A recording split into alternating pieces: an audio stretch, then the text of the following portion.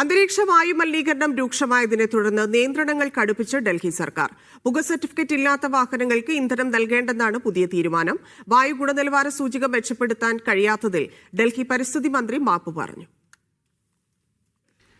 കനത്ത പുകമഞ്ഞിനൊപ്പം വായു മലിനീകരണവും രൂക്ഷമായതോടെയാണ് ഡൽഹി സർക്കാർ കടുത്ത നടപടിയെടുക്കുന്നത്.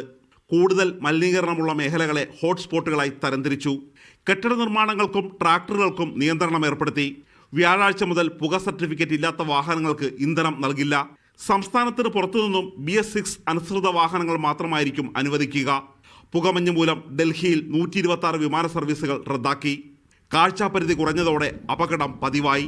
ആഗ്ര ഡൽഹി എക്സ്പ്രസ് ഹൈവേയിലുണ്ടായ അപകടത്തിൽ മരിച്ചവരുടെ എണ്ണം 13ആയി. വായു ഗുണനിലവാര സൂചിക 500 മുകളിൽ തുടരുന്നതിൽ ഡൽഹി പരിസ്ഥിതി മന്ത്രി മൻജീന്ദർ സിംഗ് സിർസ മാപ്പ് പറഞ്ഞു. അധികാരത്തിലെത്തിയ ശേഷം 8 മാസം മാത്രമാണ് പിന്നിട്ടത്.